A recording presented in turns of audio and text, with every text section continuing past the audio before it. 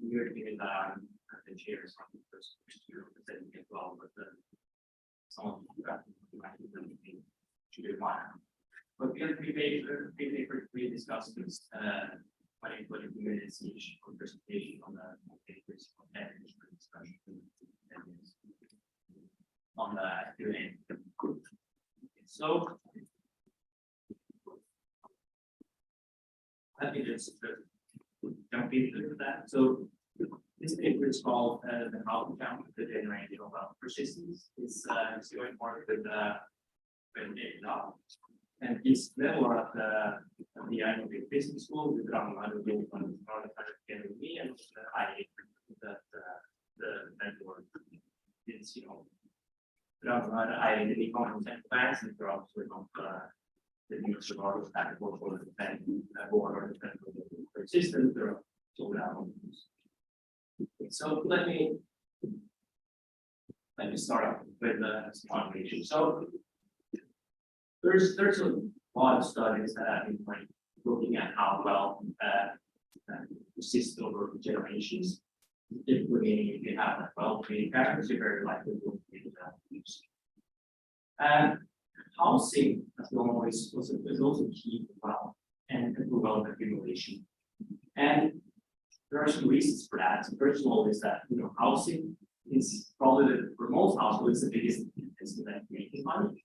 It's a very large asset. It has a relatively high return, but what's also special with households that is very easy. You can easily leverage up, right? So typically you wouldn't do that if you were investing in the stock market, in the housing marketplaces. But it also has like substantial barriers to enter, and which may particularly, let's say, younger households, in the sense that like they need strain or from entry is relatively high for the market insane, which also makes it a natural role then for the applicant to support their outcome offerings. And basically that's what we're gonna try to address in this case. We're gonna try to ask the question how important household trade and generational wealth persistence. So we're gonna go about that by first trying to look at parental wealth and how that matters, how they matter for your housing outcomes, and how housing outcomes and also parental wealth matters very later in life wealth. So since this is a short presentation, I'll go directly to what we do. It's one about skip the literature review. I apologize for that, but first we can read about that in the draft. So basically the data that we have here, we're going to look at is Norwegian tax data, so income statements, which has full balance sheets of all households in Norway. I think it's important for this study is that it also has intergenerational links. You can link parents, their kids, siblings, even grandparents and so on. So I mean basically we have a whole family dynasty if you want. So we're going to use those data. We're going to also couple that together with housing transactions from the land registry, which is going to give you a lot of information on the housing transactions like the housing. The data period that we're looking at is our data starts from 1992 and goes on to 2017. But if going from 2004, we actually have household identifiers. So meaning that we have all the individual data going for that for the households we have going back in 2004. This is going to be like a little bit more than 3 million households for in Norway, but fact that we also want to look at parental wealth, and we want to take a measure of parental wealth. And in our baseline, we're just going to take like a measure which basically tells you the wealth of your parents when you were 20 years old, because we think that's when you start to become important for you in terms of your housing outcome. I'm not saying that is not important before that, but in terms of housing, you're not likely to buy a house before you're 20 years old. But that's going to restrict the sample further, right? So it means that we can only look at the child that are actually born in between 1970 and 1997, which means that we're not going to sample about 1.5 million households. Also, we're going to focus on parental wealth.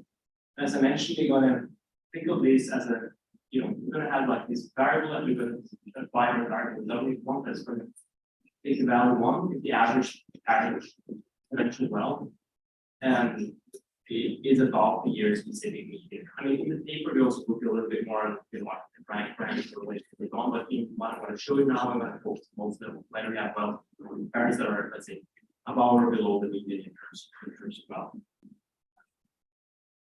Okay.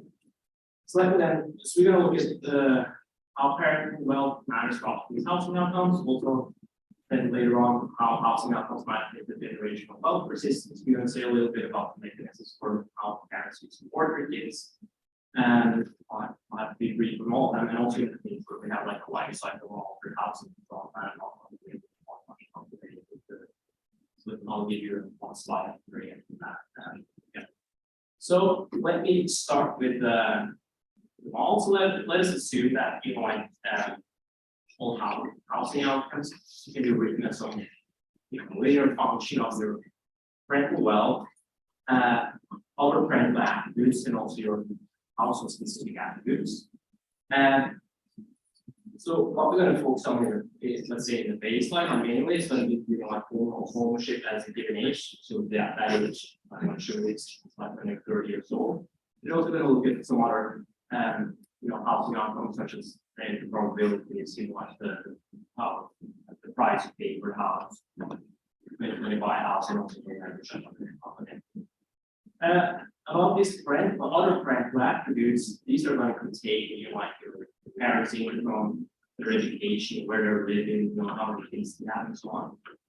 As for your own or household specific attributes, they're going to consist of your household income, financial wealth, education, where we're living, the number of household members, the age of them, and so on.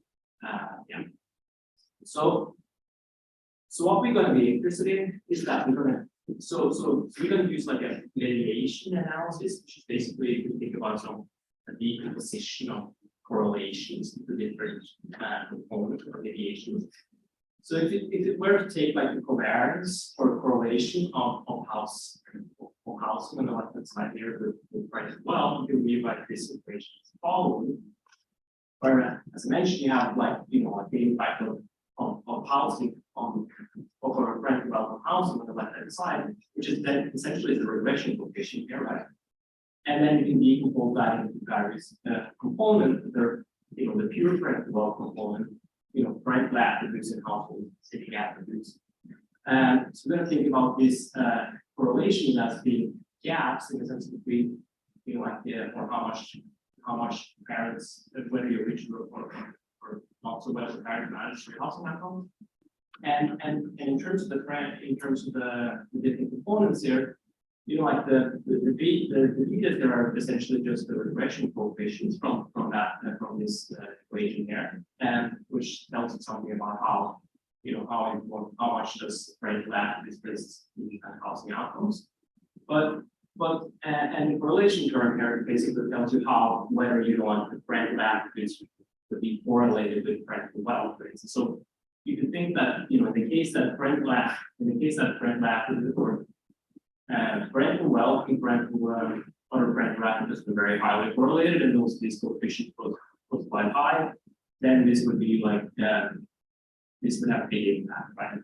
In the case where they have small, they would have small impact. Why? Because you can think about that for the household attributes. So the way we're going to obtain these estimates is that we're going to do that in 2 steps. We're going to first estimate equation 1 here and get all these betas, and then we're going to estimate these gaps, but looking at univariate regression to get those gaps.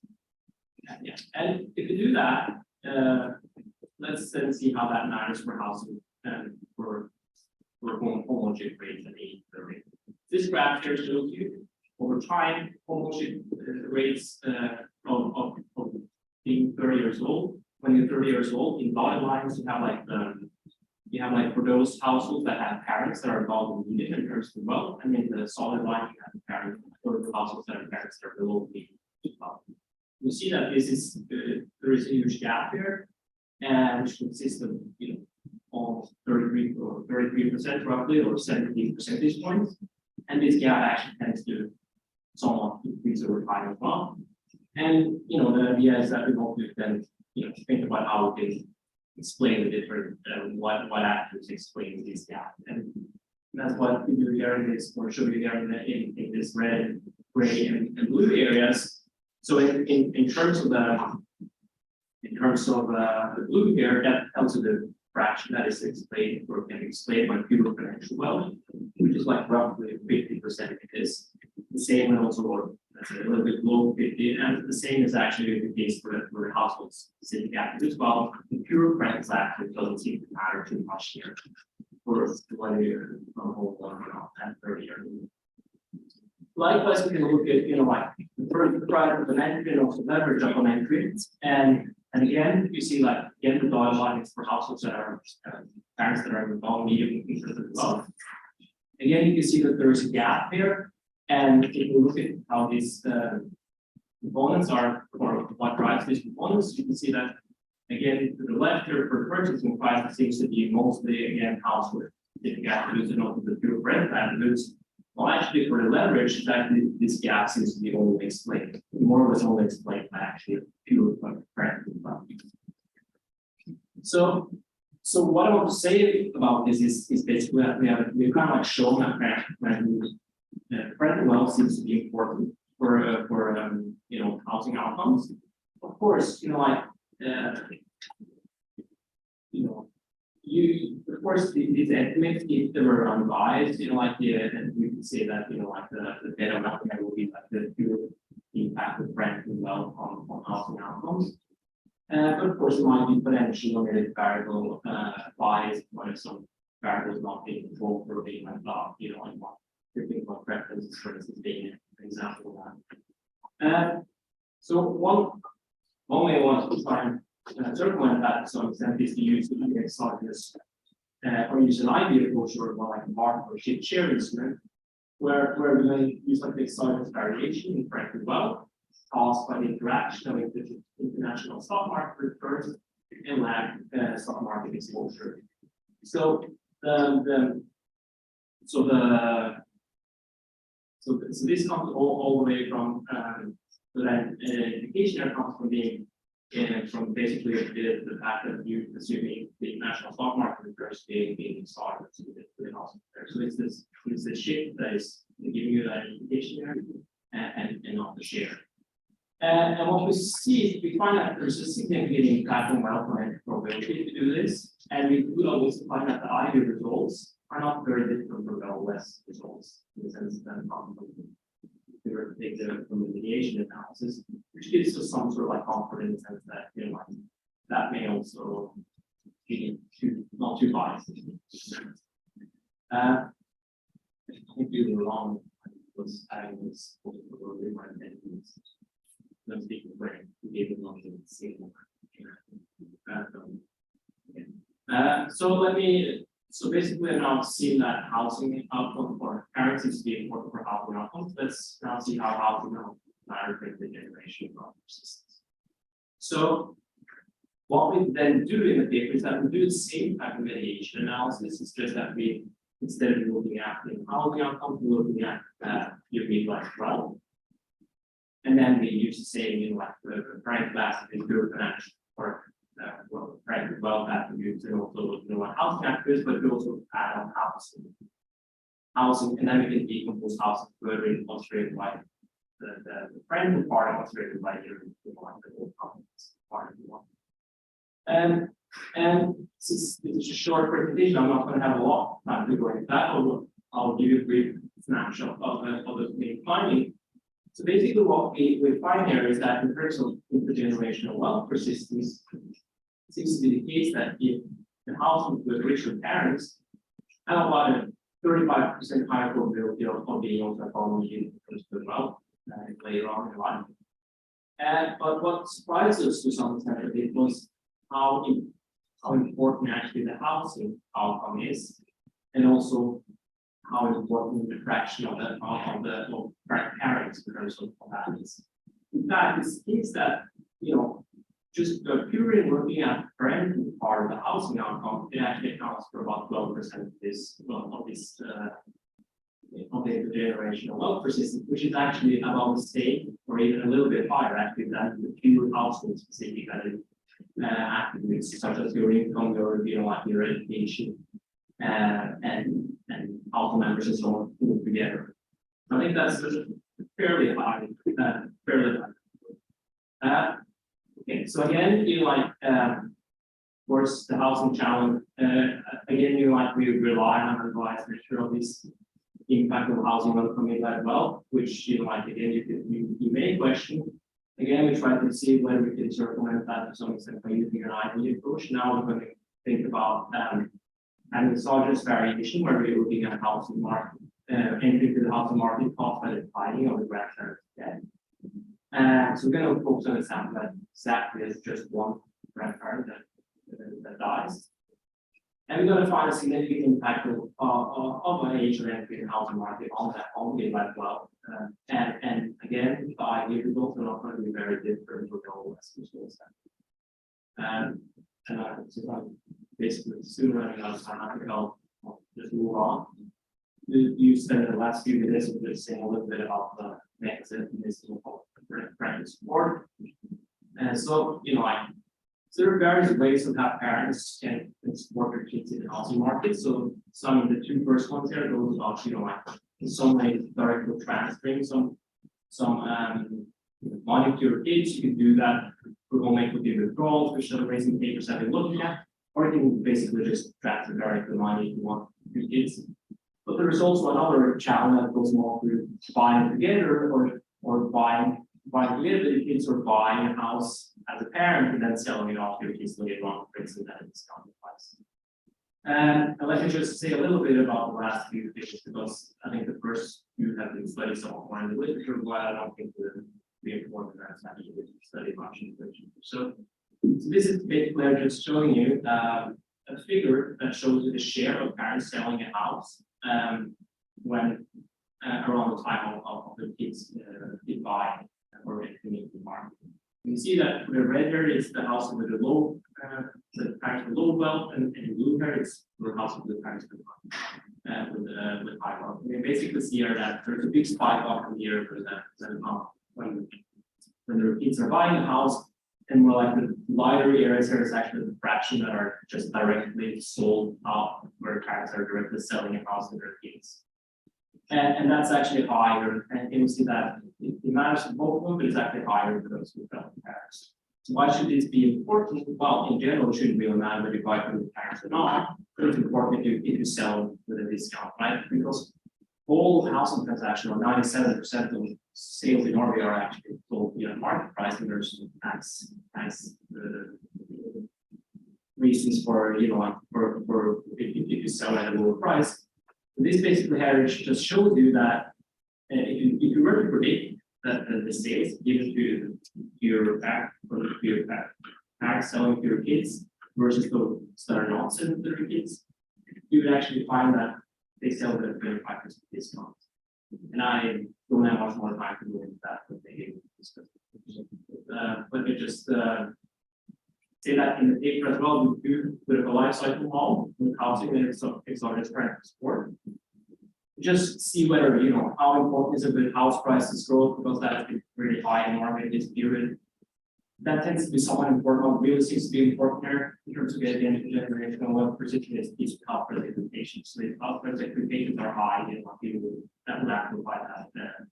And if there's low, that will take away. And we also look at wage regulations. There's a lot of papers using that. And some have questioned whether how effective these regulations are.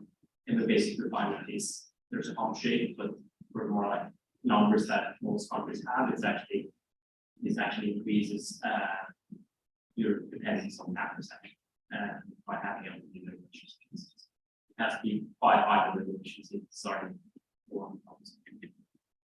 And I guess that's it. So having parents in the upper half of the wealth distribution makes you more likely to become a homeowner. Having parents in the upper half of the wealth distribution also makes you more likely to be rich later on in life. And the direct impact of parental wealth on homeownership can explain about 12% of the generation. Just out of time that will be that. What I'm discussing will be detailed to the outcome. That was And so I'll start with a quick overview of the paper.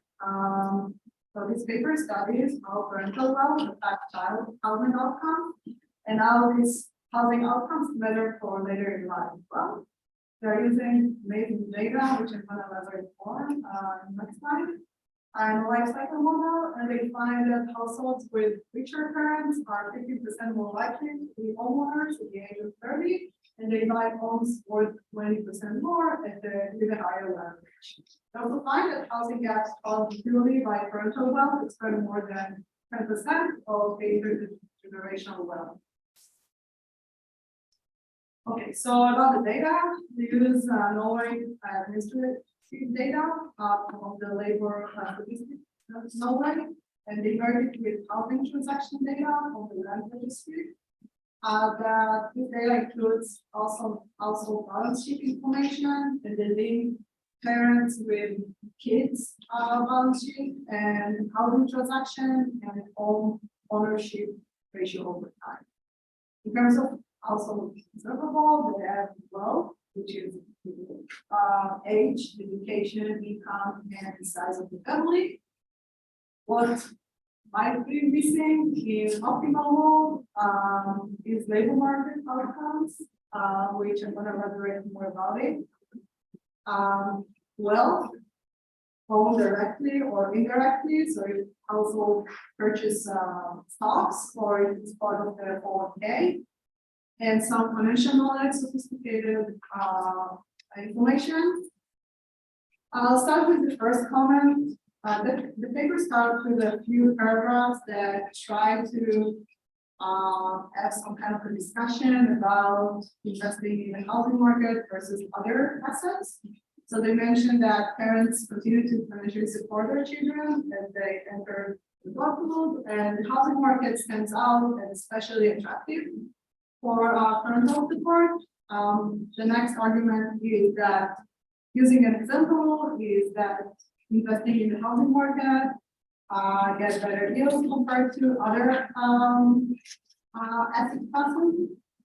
What I think that the paper can benefit is from a wider discussion about the other asset classes. So why investing in the housing market compared to other assets? I think that another possible explanation is a behavioral cultural reasons.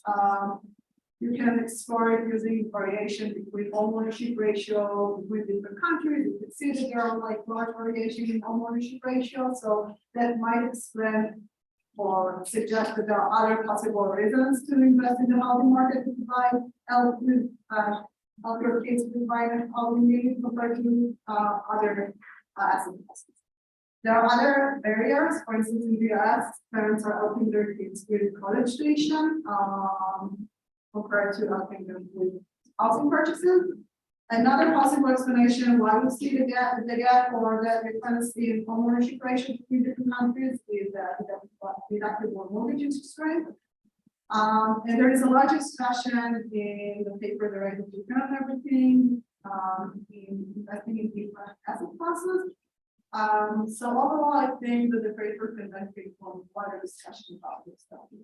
Now, the way that I see it is that there might be differences in the parents' view compared to the kids' views in investing in housing. So, for instance, like parents can see it as an investment, while the kids can see it as like purchasing housing for living purposes.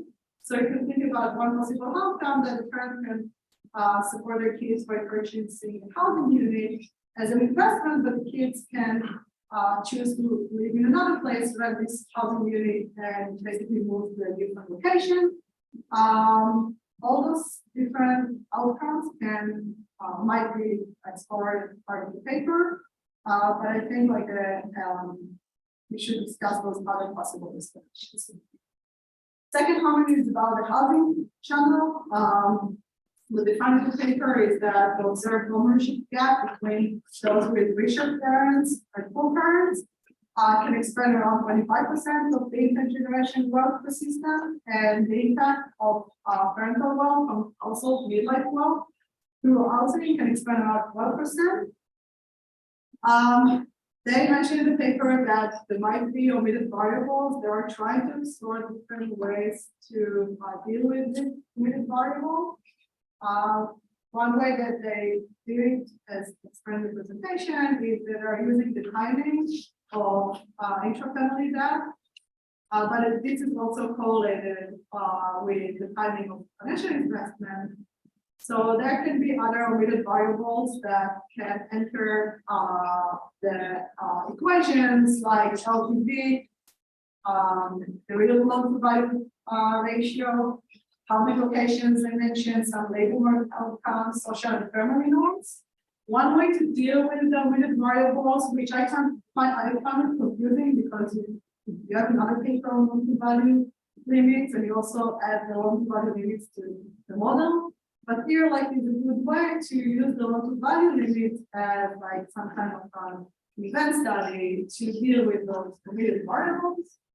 Another possible way to deal with the omitted variables is changes to housing taxation or policies.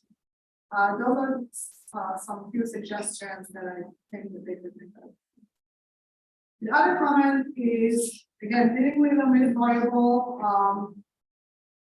So in order to obtain some exogenous variation in parental wealth, they use the international stock market returns, and they documented that there is lots of variation in financial wealth, and the annual return changes from negative to positive in a few years.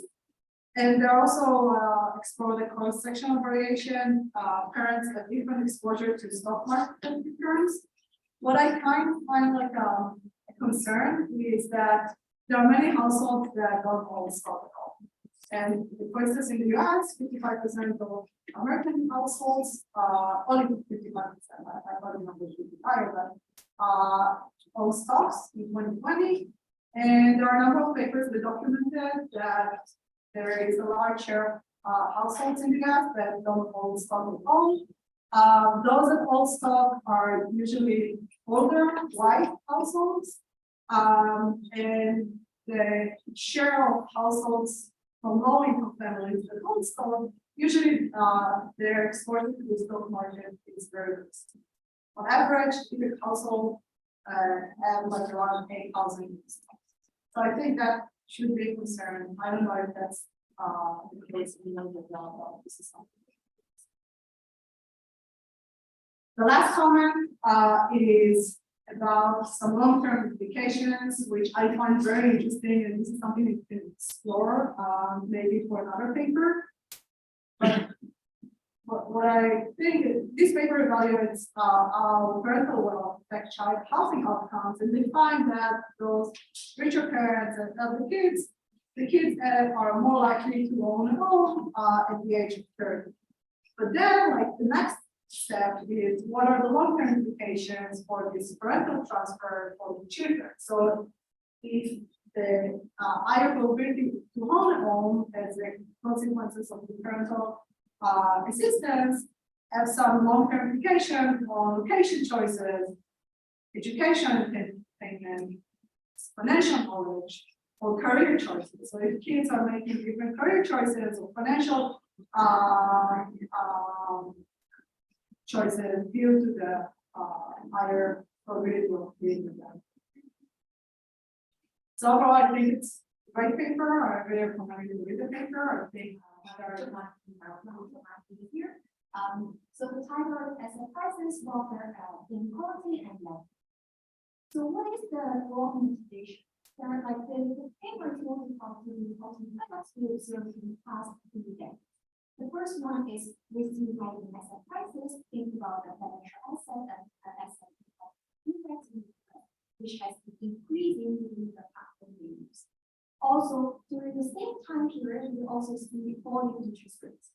And also, there's increasing wealth inequality, especially at the top, meaning that the super rich guys become increasingly richer than the rest of the economy in the US for the past few years. And what this paper asks the question: do rising asset prices make savers better? Here by savers, I mean those people who are not the super rich guys, but they are relatively rich because people have positive wealth. You know, in the US, the bottom 50%, they basically have negative wealth. So So even the savers, they are like middle class, but not the super rich ones. And the traditional way to study this question is by looking at wealth inequality change. Do people get richer or poorer with asset prices rising? A small but growing literature has been looking at welfare, but they are either in partial living, where they do not take asset price changes or interest rate changes endogenously, or they do not distinguish the fundamental drivers of rising asset prices. And this paper takes one step further by studying welfare effects of different fundamental drivers of rising asset prices. And there are four drivers this paper focuses on. The first one is the time discount of different. The second one is productivity change in the economy. The third one is financial inflation, meaning that are the uncertainty of the financial frictions gets lower or higher in the economy. And this paper also looks at the bubble component of the public stock market.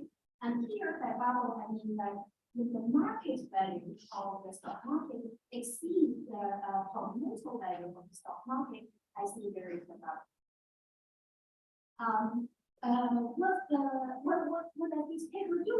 This paper provides a general equilibrium framework with financial friction, idiosyncratic risks, unequal capital income, and to study what are the implications of different fundamental shocks to rising asset prices affect growth and, more importantly, welfare of people. And the main contribution of the paper are threefold. The first one is to be able to identify what is the most promising non-fundamental driver of the three George trends, which are the rising asset price, declining interest rate, and rising top wealth. And then I identify this leverage channel, which is the mechanism here. By leverage is not the same as the previous presentation where people go buy a house. This is more the super rich entrepreneurs who run private business. They borrow in terms of a low return risk reward from the rest of the economy. And then this paper is able to provide intractable welfare analysis in a fully fledged journal. So let me just type the. So let me set up the model. So I take the literature and other stuff for the types of for the same time, and I discuss more in detail in the paper. Also in the paper, I have a two-period model, but here for the same time, I was creating the full model. There will be two groups of people in the economy: entrepreneurs and savers. Entrepreneurs will represent the top 1% richest people in the economy, and the savers the less rich but relatively middle class. And we will have for the purposes for tractability, I'll have assume they both have a lot of utility, but then in the paper I also have extensions to the CRA utility. And the important difference between the entrepreneurs and savers is that they have different time discounting. So the entrepreneurs are more impatient than savers. This is consistent with the classic macroeconomics literature from Juelsrud, Tripathy. This is to prevent the super rich entrepreneurs taking over all the wealth in the economy in the long run. And technology, so for today I'll have an endowment account.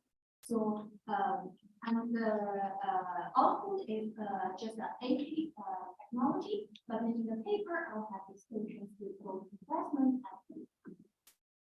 and another important difference between entrepreneur and saver is that only entrepreneurs can manage risky capital. The saver cannot. And when capital is managed by any individual entrepreneur, this capital will evolve following this process. This key is expected growth of the capital, and this, they will also suffer idiosyncratic risk, which is specific to entrepreneurs. And these idiosyncratic risks will be independent of all entrepreneurs. And an important object I keep track of in the paper is wealth income.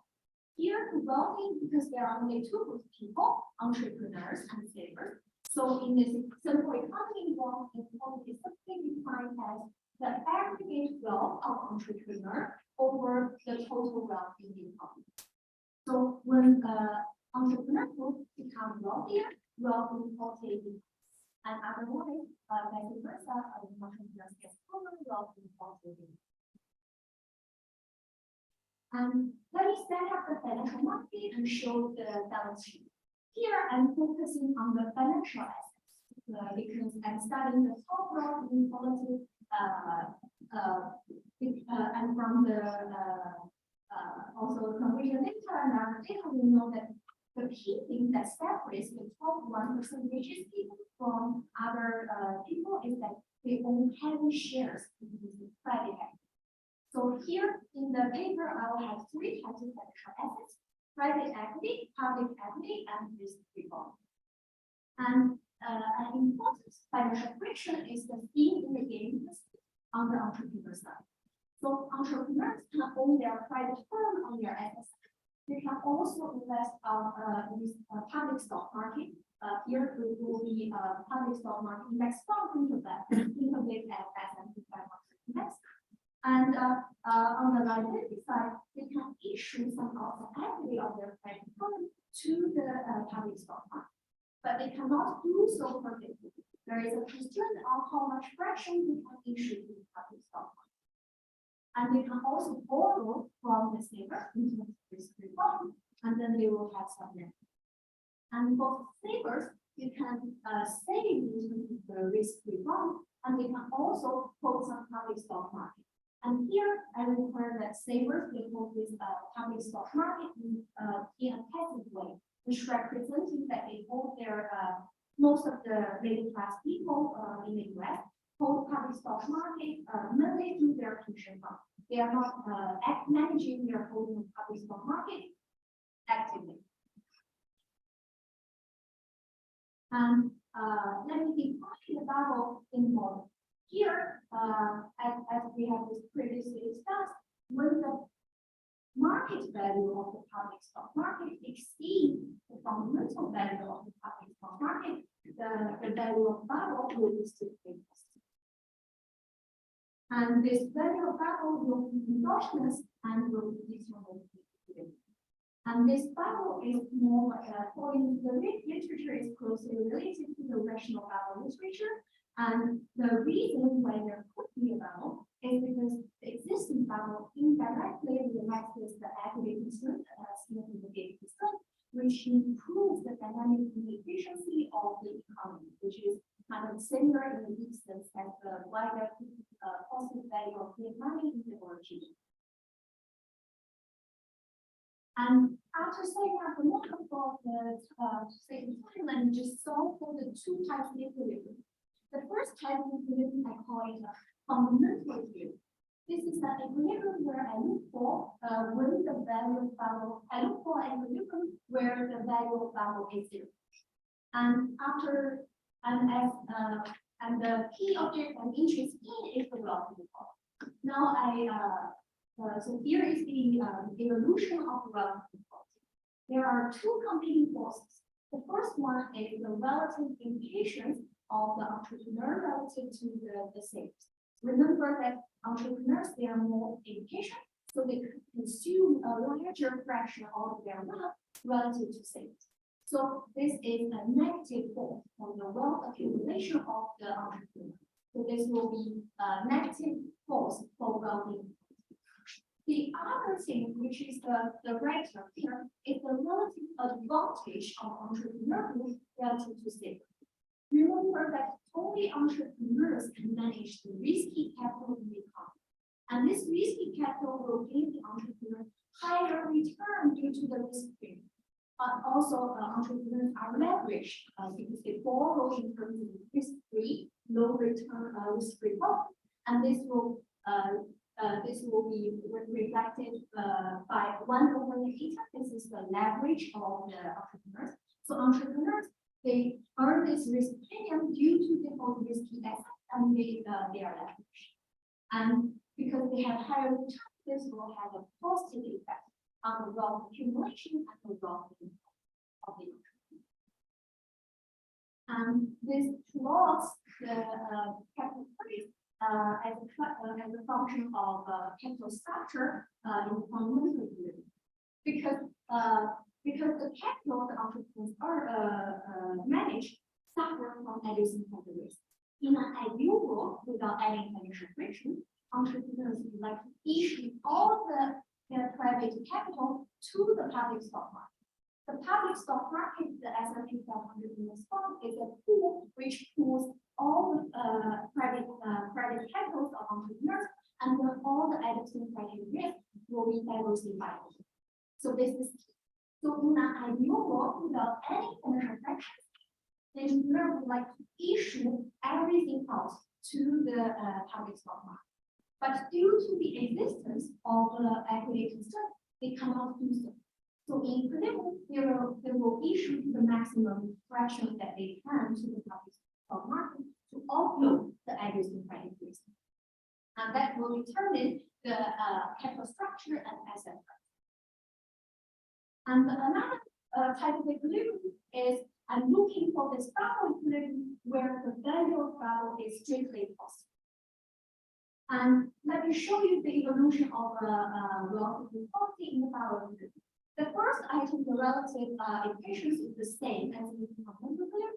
The only thing that is different from the fundamental view is the atom in blue. So this is the so as you can see, this is the existing positive value of the public stock market actually helps to diversify away more risks in the economy. And this will actually lower the risk premium entrepreneurs earn from owning these risky assets. So the existence bubble actually helps to slow down the accumulation of entrepreneur group and help to reduce the wealth inequality in the economy.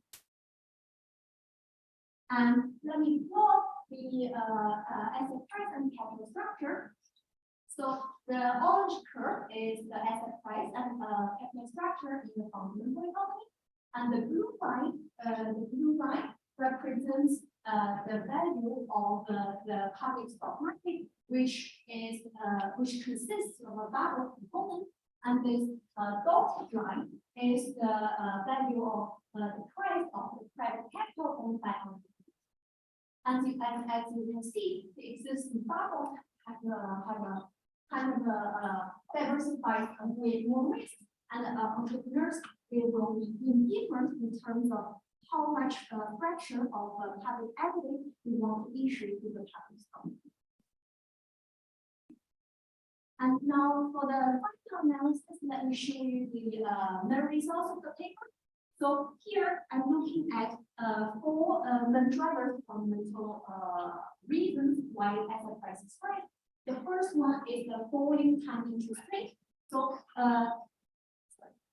if entrepreneurs are becoming relatively more patient compared to before, then we see that the leverage in the economy is wealth inequality increasing and welfare of savers are resolved. And for financial innovation, we see if the financial innovation increase asset price, this will actually decrease wealth inequality in the economy and savers are benefiting from it. And for the bubbles, as we have discussed, it will slow down the accumulation of the entrepreneur group, which will also decrease wealth inequality, and this will benefit the savers. And also, I look at the productivity change of the economy. This will actually improve productivity increase will increase asset price, but this will have a kind of symmetric effect on both entrepreneur group and saver group. So actually, both entrepreneurs and savers will benefit from productivity. To conclude, this paper studies the welfare effect of fundamental drivers of rising asset prices and characterize the leverage channel where the supervision entrepreneurs borrow from savers into risk to finance their risk in private business as the mechanism.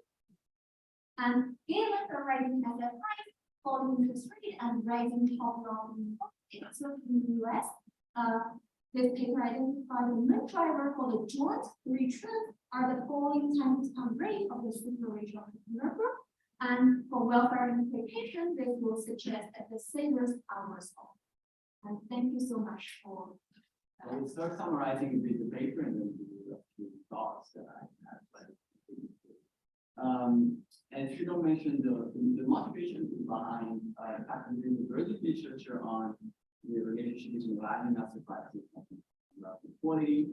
However, little is known on the relationship between asset prices and welfare. This is what people try to make progress on. And along these lines, we plan to provide a theoretical framework to characterize the relevant charts. I think both the paper and the presentation were very clear along these lines. In particular, the main feature is that there are leveraged super rich entrepreneurs that are borrowing basically with the assets from savers in order to and if you don't go to exploring different drivers of rising asset prices, the key takeaway, in my opinion, on the paper is that what is driving the increase in asset prices is going to have a different effect on welfare inequality, not just on wealth. And this is what I summarized here, which is in the second last slide in the presentation. There are three main drivers. The first one is looks at patience. So if entrepreneurs become more patient, then your demand for borrowing falls, so the demand for saving, this lowers interest rates and increases asset prices. Both effects go in the same direction, increasing inequality, and so welfare savers are worse off. Productivity is increasing asset prices, but basically leaving inequality unchanged. In partial equilibrium, there will be that savers' welfare is unaffected, but in general equilibrium, there is a positive effect due to the supply side productivity effect that makes savers better off. And finally, financial innovation will have similar effects. Perhaps surprisingly, inequality is going down. Once again, everything else equal, asset prices will go up, so inequality will go up. But there is also a reduction in leverage, which lowers inequality, and this makes savers better off. So the model suggests that out of these channels, the first one, the fact that entrepreneurs have become more patient over time, is the one that can explain the trend that we've seen. So I will just outline a few thoughts that I had while reading the paper. The first one was partly addressed in your presentation, but I have something to say about it. It's mostly about trying to take the models of the data as much as possible, trying to link as much as possible your mechanisms to what we've seen in the data. So the first one, who really are the savers? You mentioned a bit about that, but I will be more specific. Which measure of inequality we should be looking at, and whether we should focus on a specific group and try to look for the relation of wealth with this group. And finally, interpreting the increasing patients. So on the first point, so I've been wondering while reading the paper where the model savers lying in favor distribution. I think you've been clear perhaps in the presentation in the paper about that. So these are really the upper middle class, so households that are relatively wealthy, but they're also having invested in the assets. So we are really excluding a substantial fraction of US households that are net borrowers or that have negative savings rate. However, these households, these savers, do not have to be too wealthy because otherwise, we know we're going to invest directly in the stock market and not just forward. Once we highlight this group, then the question is whether the relationship between different parts of the group are in line with what we see in the data. So in the paper, you refer to two recent papers by Eylands and Tzur-Ilan, who empirically and theoretically try to characterize the savings graph of the rich. Their story, it seems consistent with your changes. So the idea that the rich are saving more. I've been wondering whether it's also consistent in levels. So in their case, the idea is that wealthy households are saving in order to sustain household debt of households below in the wealth and income distribution, or channel that they define indebted demand. So savings is flowing from the top to the bottom and from the assets to household debt, while in your case, it's flowing from the bottom to the top from liquid assets to capital investment. And I think that both flows are relevant. The question is empirically which is the most important. One reason why you may think that at least part of the saving are flowing from top to the bottom is because savings rate increase with income. So there has been some work showing that households save an increasing share of their income as their income go up. And typically, theoretically, from the original work by Natvik in 2004, this is obtained having no preferences. So the idea that there is actually good requests or have clear expenditures that have a different shape in the utility function. And this can generate, as we show in a paper that I have in this semester, a lot of wealth inequality. But in particular, it can also generate endogenous stock market participation that increases in income, and perhaps that will be useful for your setup because you have exogenous market segmentation. So I've been wondering how your results will change.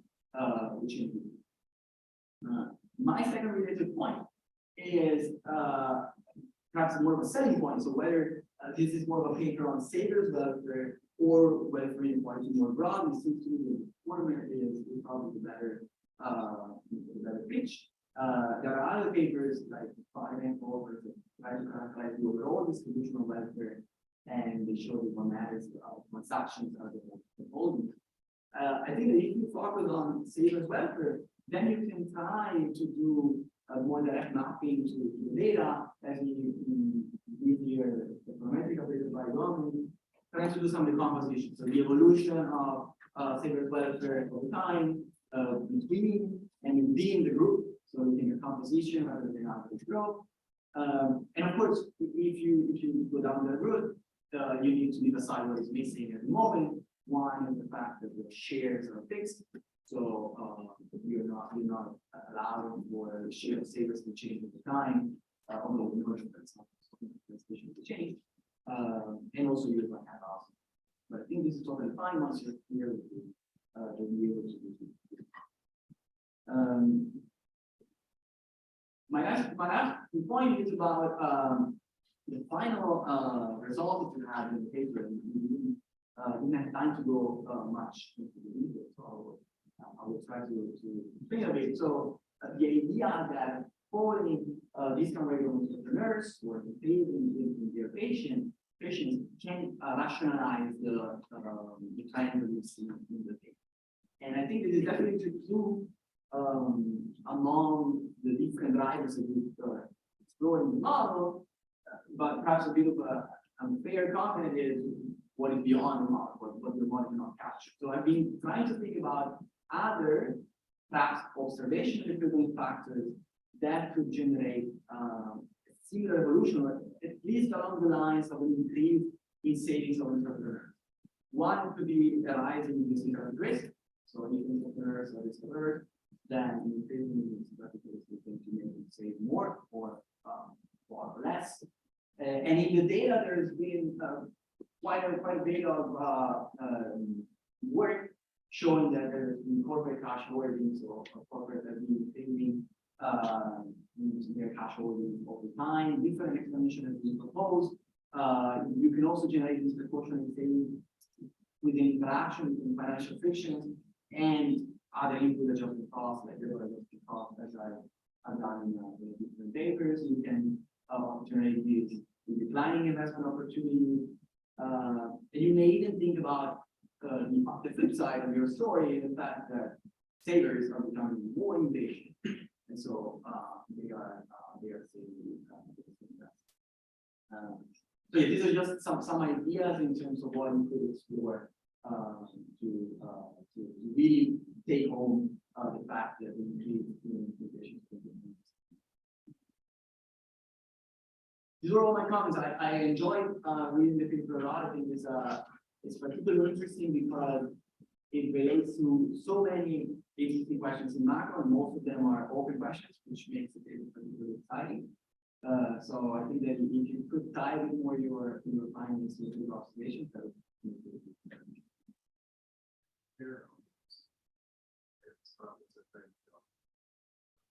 First year, that was my employer. So we're talking about monetary policy and what I mean by that is, I mean, the estimating that the stance of monetary policy affects home purchasing by different groups, particularly different income and racial minorities. The sub here is a big advantage of high frequency of observations of mortgage rate locks. Rate locks at a point in time by a house where the actual interest rate on getting really set. The thing of that is high frequency observations around the timing of announcements. I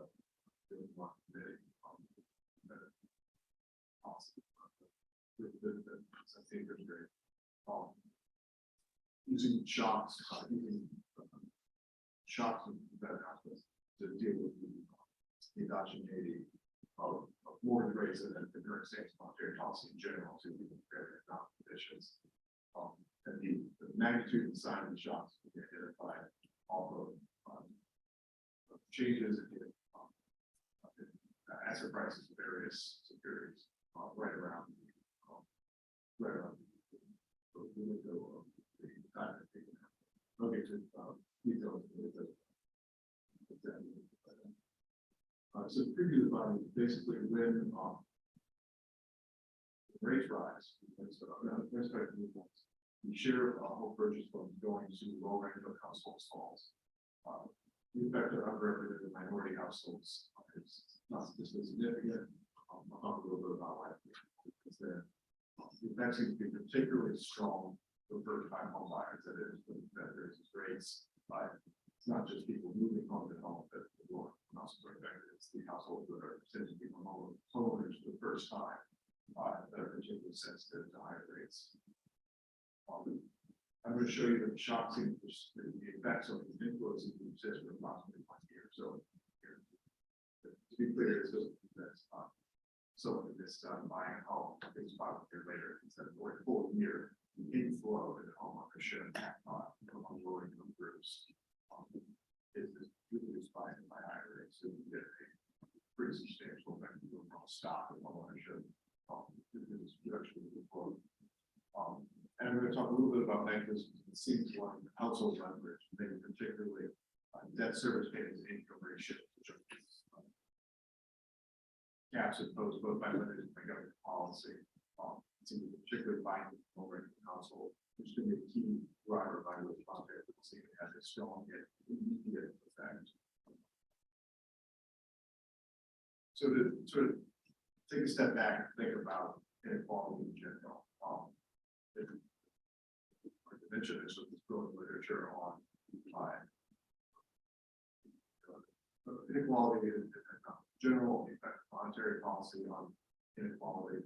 I would say that there's, as far as with any kind of consensus in the literature, is that easier policy leads to greater inequality. And the mechanism here is very simple: is that the richer households are the ones that own financial assets whose prices rise or interest rates fall. So by distributing this tension, the labor market effects of them, both in households, there's wealth inequality, you're just going to benefit the higher income households by parents. So that literature is kind of holding the current distribution of assets implicit in things. What I'm doing this paper is showing it's a little more complicated because access to the single most important asset for most households is going to be their own home. It's going to be very contingent on standard monetary policy. It's going to work in the opposite direction. That with the easy policy loan rates, it becomes easier for lower income households to become homeowners to get access to finance. While, as mentioned, higher income households, for already wealthy households, of course, asset values are already inflated. So it's kind of a question of whether what is the important measure of quality of wealth? If you're going to use a wealth sheet, then certainly the value of financial assets is going to be very sensitive to monetary policy, particularly easing policy increases inequality. But if you have a different notion of a sort of minimum wealth level that's we want to get as much of society to as possible, then home ownership might not be that, but primary cutoff point. If you achieve that, you're going to social minimum acceptable. they're going to use that option to whether easy policy is good, bad, or quality. But the actual wealth building effects on ownership is a bit of literature and some contentious, but certainly it's not going to be observable. Buy a house with a down payment, you know, the world doesn't change that day. It's only over the decades of the amortized payments. So the forced savings nature of your mortgage payment and whatever appreciation of home prices and protection from rental inflation to get over the decades. It's really build that level of process. It's going to be hard to see. You need to have to have a cost change, but it should build. So turning to exactly what I'm doing with this, I mentioned that monetary policy shocks create this exogenous variation in the rate environment right around. So in general, we wouldn't expect that you wouldn't trust a simple regression of just the fraction of home buyers that are borrowing from long interest rates because interest rates reflect prevailing economic environment. So what we use is time for the FOMC surprises markets at times rate by more or less expected. And so what I'm going to do is compare the composition of borrowers, that's the fraction of borrowers that are low or moderate income just before to just after these announcements, and compare that change to the sign and the magnitude of the unexpected shock. I want to use particularly narrower, the narrower the window of the look at, the more small will get in by variation. So there's a lot of literature that uses these estimated monetary policy shocks. There's always sort of a concern about how exogenous is this? Is there a Fed information? Does the Fed know something about the future path of the economy that the markets don't? And so they're drawing social rules or the markets drawing information about what the future is going to look like if the Fed comes to pass. Or could there just be some correlation with longer, slower moving underlying trends? That's how to clean out the sort of simple AR tables. And the idea is the narrower the shock, the less time there is for any slow moving fundamental drivers of change. So it's more plausible to assign the entire aging fundamental change within the real change in real activity to that actual monetary policy shock itself. And so that's something basically that loans at longer rates, a few weeks before, which is a few weeks after. Everything about after a monetary policy shock, on average, everything should all the fundamental drivers should be the same before and after, except for the shock itself. And so I'm taking the particular monetary policy shock series and I'm using it taken from the paper by Eirik. Again, there's a really large literature on this that a number of different authors have used different ideas, but they're all coming from the same basic concept, which is you look at the 30-minute window around that FOMC announcement and look at how prices of various securities change just before the snap announcement. Who predicts that any change there must be the information conflict. Well, the innovation in Swanson is to recognize that monetary policy announcements are multidimensional objects. So they don't just tell you what federal funds rate is going to be. They tell you how the future path for the federal funds rate is going to evolve for the next 3 decades. They also contain some information, especially the post-QE world, about what the Fed is going to do with this $1 trillion balance sheet. And so what Swanson does is basically decompose market movements in response to FOMC shocks into 3 principal factors based on differing maturities of the various securities, whether that's 1 and 3 month Fed funds future rates, 2 5-year treasuries, and the 1-year treasuries. And you can see that these different prices securities don't all move parallel. There could be a shock, a surprise shock to the federal funds rate might move shorter term securities in one direction, long term securities might move in a different direction out of some information content from that announcement. The markets now believe that over the next several years, there's a lot of if you're an offer driven lower, then it's different than other states actual policy change. So, in combination with that, I'm bringing in data on rate locks for the optimal. Optimal blue is a service that covers approximately. It covers approximately 1/4 of the moment. Yeah, so sorry, I started off. I think it's good to start with.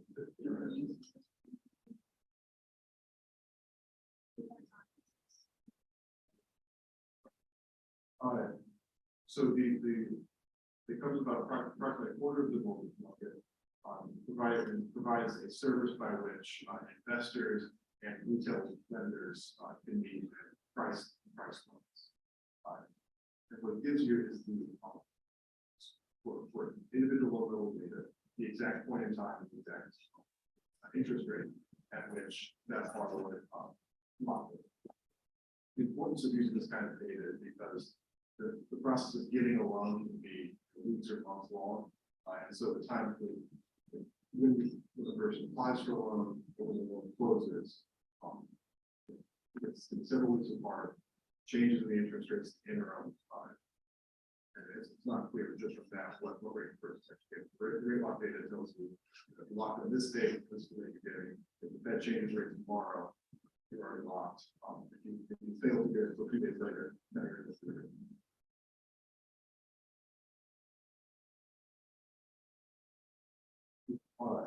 One aspect of the optimal blue data doesn't have is the borrower graphic, so you have not very different stuff.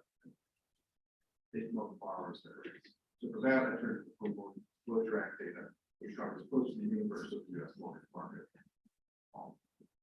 And using this, I sort of categorized by the population into low and moderate borrowers.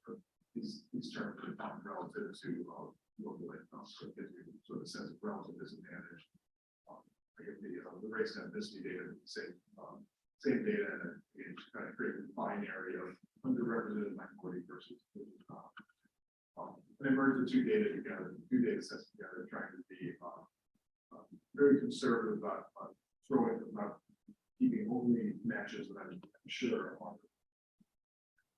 correct. But all matching criteria in both data sets. I'll have a little bit on this. So I end up with about 3 million loans in the period 2013 to 2019 that locked their rate within 3 weeks of that FOMC announcement for single family owner occupied home purchase loans. And then during this period, this covers 53 FOMC announcements. Effectively began I have the announcement of that variation. And the older covered up, but you can see that for the summary statistic across these two data sets and then an emerge are relatively similar. I don't think things selections be qualified. So the first stage, I'm going to be looking at how the FOMC announcements for particularly the swaps, those 3 shock series from Swanson affect retail rates available to mortgage borrowers.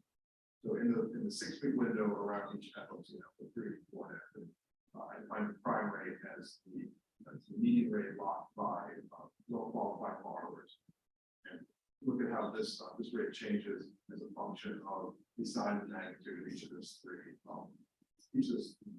shocks as well. And then the second stage, I take that same prime rate and estimate the probability of each individual loan being low or moderate going to a minority borrower as a function of the prime rate, which I think instrument for the rate shock in the previous stage. So I'm going to go through and kind of show you shock by shock how interest rates change with how the retail rate, the prime rate changes with each of these 3 shocks. So the large scale asset purchase shock, which is sort of the Swanson's most long-term shock, that's what the longest dated security, the most relevant mortgage borrowers, and showing how a 1 standard deviation tightening shock that the LSAP affects retail rates in reach the 21 days before and 21 days after the actual. You can see in the prior period, there's 0 effect, there's no particular treatment. then this red vertical line is the data announcement itself. And you can see, because there's not an immediate effect, but in a couple days after, so this has been one day following typically Wednesday announcement. So 2 to 3 days after the announcement, you get the full effect pass through the repo rates. Sort of interesting that it's not immediate. It seems like it takes a couple of days for investors to promulgate their rate sheets to actually send them out to loan officers who are interacting with borrowers. But then after, so one standard deviation, they'll set back about 10 basis point higher on retail rate. Forward guidance, something similar to, again, not much of a free trend, no slightly smaller effect after 2 or 3 days after the announcement. You get about 7 basis point higher retail rates when there's a one standard deviation on forward guidance being information about the future path. The federal funds rate itself doesn't seem to affect mortgage rate much at all. It's not particularly surprising since the overnight rate is not very relevant for a 30-year fixed rate loan. You should also recognize that the period I'm looking over here, 2013 to 2019, is one in which there was very little movement in the Fed funds rate, very little market uncertainty how it would be. So there's not much identifying variation. So, all right, so now finally turning to the results. So because the federal funds rate didn't seem to have any effect on dropping it as an instrument, whether I included it or not, I think the difference is the fact that there's noise. So this first column is the first stage. So again, we have about 7 and 6 basis points increase in the prime rate from a one standard deviation tightening shocks. And then turning to its effect on the fraction of home purchase loans going to low and moderate income or low income borrowers. If I don't instrument for the prime rate, if I just do a simple regression of the shares on the actual interest rate, I get positive correlation, which is what you expect given that interest rates are higher than the economic times are good, which is easier for people to buy homes. When I use the instrument, those rate shocks, the effects turn negative. You can see that a 1 percentage point increase in mortgage rates decreases the share of all home purchase loans going to lower income borrowers, the low income borrowers by 2 percentage points. The low income, which is less than 50% of what we're even down by 1 percentage point.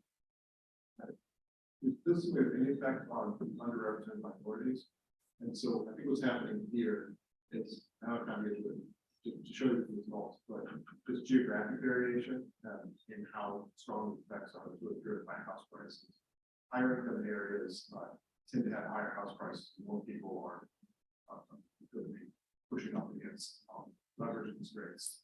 Underrepresented minorities, while they are lower income, tend to live in lower income and lower house price areas. And so I think as a result, in my sense, the purely income driven here I'm showing you this is the same result just showing you day by day, so we can look for great trends. And you can see obviously individual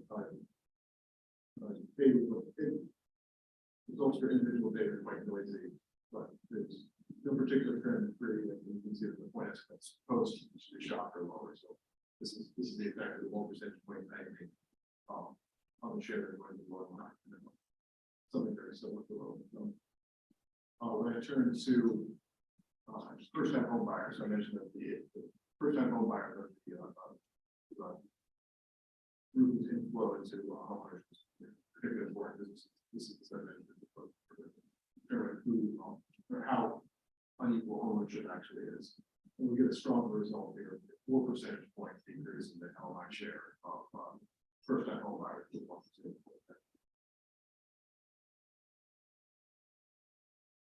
So I mentioned the mechanism is potentially these back corrections. So what I'm applying here is the just the frequency of the optimal data of debt service payments and income ratios. And you can see that there are very large flips right at common underwriting threshold, 45, 50, 55, 57%, which is at least suggestive that finding yourself above this threshold is going to make because they qualify for a loan harder. And so when I divide the sample up into people who are likely to have a higher PTI ratio based on the house they're buying and their income and the interest rate that they would be paying prior to the shock. I find that households with higher PTI ratios that are sort of in this range, because whether above or below a binding threshold to be a function of the shock itself, of the monetary policy shock. Those households are very sensitive to interest rates. 1% point rate increase reduces the fraction of these higher revenue borrowed by about 5%. About 5% points. Given that lower income borrowers tend to be more likely to be in that high leverage group, I think this is suggesting that that leverage ratio is really driving the lower income results. And I'm not running out of time, but I'll briefly talk about long-run outcomes.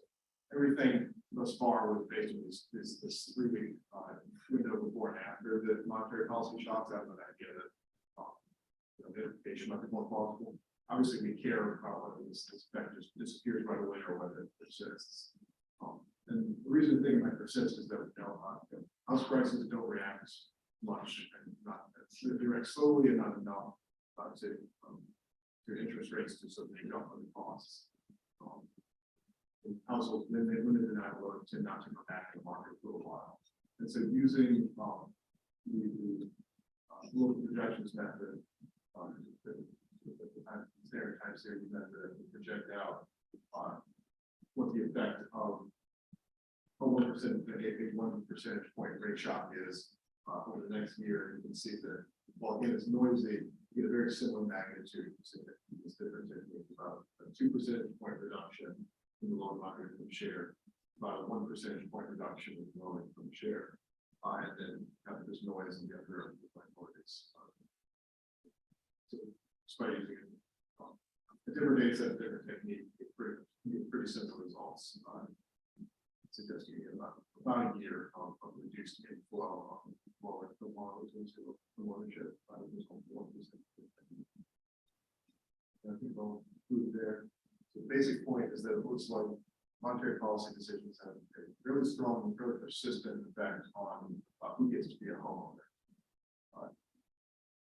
Doesn't seem likely that the Fed is going to actually base policy on ownership that will manage the care.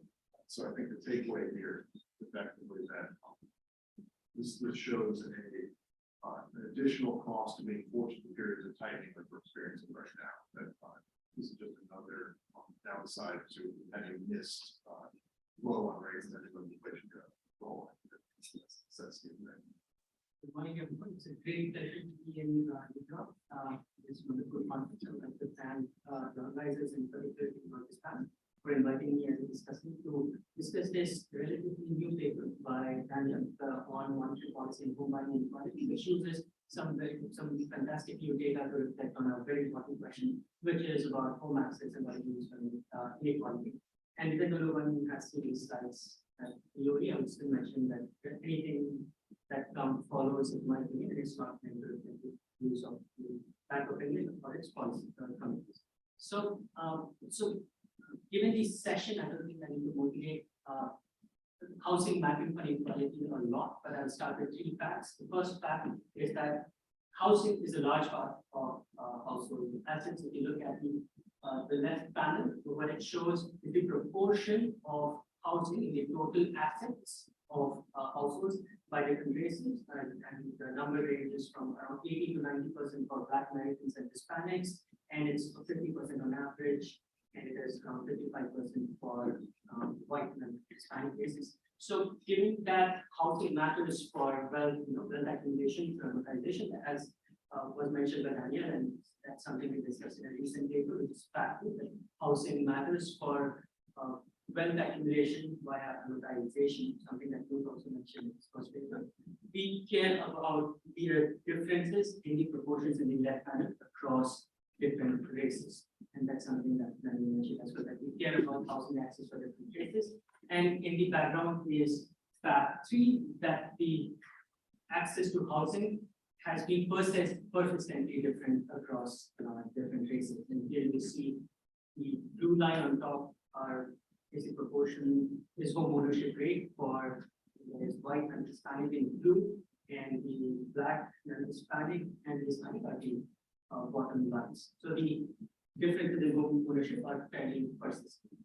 And to this, we have Daniel's contribution, which talks about, so we have talked about home ownership and easy access to ownership is a very broad topic. Let us look at what is the role of monetary policy, what role it can play in determining home inequality. And what we have is a very simple picture. So we know that an increasing policy rate will bring down credit, but can affect home buying inequality via the composition of borrowers. And if it does, what are the mechanisms through which it does so? So that is the yellow bars are pretty much what Daniel wants to bring to the table, and the way he does it, he combines high quality, high frequency micro data with monetary policy shocks. High frequency data is from a platform that connects lenders from borrowers, optimal group. And the interesting thing is it has information on both dates on applications, lock rates, that is when you sort of know that you have a mortgage in principle, and the origination date. And I think for this exercise, the important dates will be the application date and the rate lock date. And it covers the quarter of the market, which I was very surprised by that. The quarter of US mortgage market, your rare locking dates on one platform. And these shocks are also in 2021, which is also fairly standard, which breaks down the monetary policy shock into short-term forward guidance, and Q factors. And based on this, Daniel ask a very simple question. It uses a simple probability model to study changes in the likelihood of finding a borrower of a particular group, either a lower or middle income group, or belonging to a specific race in periods before and after the shock, based on the rate lock date. And he argues in the paper that rate lock date is less likely to be change endogenously and application date. So rate lock date is a clearer measure of how the monetary policy shock effectively composition of borrowers. So far, it is here. So the assumption here is that the borrower composition and short-term monetary policy shocks are not driven by another factor, which I think is defensible given the use of the rate lock date. And based on this, what the key results in the paper are is that a 1% monetary policy shock reduces the share of home purchase loans to low-income borrowers by 16%, which are quite stark, and to low and moderate income borrowers by 7.5%. Effect on ethnic minorities is statistically insignificant. I found this interesting. I had this I think I didn't do that, so we can ignore the white there. And the effects are long-term, which the share stays low for up to a year following the shock. Less clear why, and I found myself. So I bought the first result. I think it's very compelling, but I found myself a lot less sympathetic to the long-term effects, and I'll go into the reasons why. But so the contribution is very clear. Daniel showed that monetary policy has an almost instantaneous disproportionate effect on mortgage origination by liquidity constraint loan-income borrowers. So as I mentioned, my comments will be on three aspects. One is on this intangible supply versus demand-based mechanisms. So Daniel has taken a stance on what the driver of this result, which are the DPI restrictions. But my request was feedback here is to go a bit more on the role of lenders. So hopefully it teases out a bit more into what is happening in the mortgage market, which is driving the changes in the composition of borrowers, which I think are very well done and quite compelling. So my first request would be on a bit more meat on the mechanisms. The second feedback would be on the second order effects, which is essentially, to not be a victim of your own success in finding all these simple results and being told by the people, it's very obvious. Yeah, sure. If there are detailed regulations and the increase in interest rates, you would have a distributional effect. So maybe there is something to be done on second order effects, and then on discussion of policy implications, where I hope to be not very hard. And some of the issues Daniel did touched towards the end, that, monetary policy is one tool and how much pressure do we want to put on that one tool? And I'll get to that, so what is the optimal monetary policy suggestion given what we know from dynamics? So that I'll get to that in the third comment. So let's get to the two stories here. So we take that at face value that there is a change in the composition of borrowers, which I'm not contesting, but there are two potential stories here. One is a demand-driven one, where there are borrowers who step back from the market because they know that they're not going to be able to afford these markets because either they're liquidity constrained or they're aware of these regulations. Or there is a supply-driven story where a lender itself is less likely to operate for borrowers who do not meet their debt-to-income ratios or a loan-to-income ratios. In the background, we have macroprudential regulation, which was a new thing that's the outcome of the global financial crisis. And I think right now, the paper is veering towards this story that EPR regulation is macro, whether it is given by demand or supply. It's not, it will be difficult to tease out, but I believe that we still need to know a bit more about what the role of the lenders in this whole picture is, because that has implications for policy. Because if it is purely demand driven, it is that lenders are themselves pulling back from the market, then you would care more about support any housing regulation that are specifically aimed at increasing access. But if there is something to do with DPI regulation, macroprudential regulation, and lenders, then there is a lot less room for what monetary policy can do. So teasing out between the roles of the borrowers and lenders, I believe, is something that Daniel can reflect on, and it's of first order relevance from a policymaker's perspective. And to be able to do that, I have some suggestions in the next slide.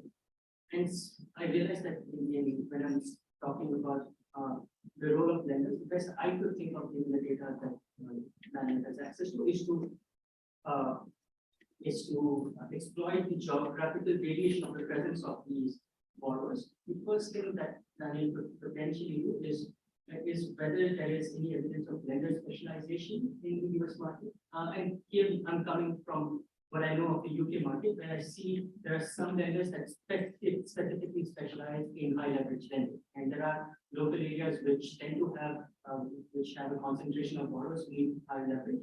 And these lenders tend to specialize in those areas. And if you are a borrower who is not in one of those areas, too bad. Such a shop would have a larger effect on you, which is something I have found in the context of macroprudential regulation in my own work. So in what Daniel could potentially do is to study what is the role of lenders, and one way would be to see whether the effect on low and middle income borrowers is less so in areas which have more of these borrowers that specialize in high leverage lending. So if they do, then possibly maybe their acquisition or an increase in monetary policy will be less binding. And I think it would be interesting to know how the spatial presence of borrowers and lenders interact would have stronger or deeper effects on the composition of borrowers following the monetary policy shock. And so there is evidence in terms of the average price of locked rates. I think another simple way to see how lenders react to this shock is to directly see the offerings by lenders. We have this data in England, so I'm sure it should not be too difficult to look at. And it will be good to see how the mortgage offering rate has changed and how that has changed by different levels of leverage. That will also be able to check the role of lenders. And the third thing is, I would like to see a bit more of how the experiment, how the results look if instead of locked rates, if you were to run the same result by application or origination rates, how different do the results look? And here, what I would be keen to see is what proportion of the results based on the rate lock date is explained by the origination date. If it is explained by origination date completely, that would suggest that it will be borrowers who are sort of coming out of the market in response, and hence the changing composition is entirely explained by the origination date itself. If not, it would suggest the lenders also had some role to play. So I think that dimension would also get more attention in our future revision. And Suggestion 4 is, again, as I mentioned, I did not understand Jenny's point on why there will be the effects on by race, but that's something that I'm going to in this presentation, so we can ignore suggestion 4. The second is again about second order effects. And what I mean here is that if we were to just to add sort of add, in the spirit of adding more meat to the board, so we know that there is a change in the composition driven by, let's say, we have a very clear understanding of the mechanisms as well. I think the paper could benefit from it could be this paper or it's a different question. So principle might suggest that it is in a different paper. The question is, how does what are the macroeconomic effects of monetary policy by the change in the composition of borrowers following the monetary policy rise, and what the kind of things you would be interested in this would be house price behavior across MSA areas, again exploiting the geographic variation, both the presence of lenders and the presence of LMI borrowers. That is one potential macroeconomic variable of interest, whether it's mortgage default, or what is default behavior before and after based on the changing composition of borrowers. And that's definitely interesting because you could also potentially care about how the changing composition of borrowers also affects labor movement. I'm not sure if the shock is strong enough to capture any strong effect, but that is potentially of interest. Again, it could be a bridge too far, so which is why it's potentially for this paper or a subsequent paper. And this on the third on what we've done about monetary, when it comes to what are the lessons for a monetary policy maker. And here I thought some of the things to me were a bit start. But here, so there again, quoting from the paper, does monetary policy exacerbate income inequality per se with housing access?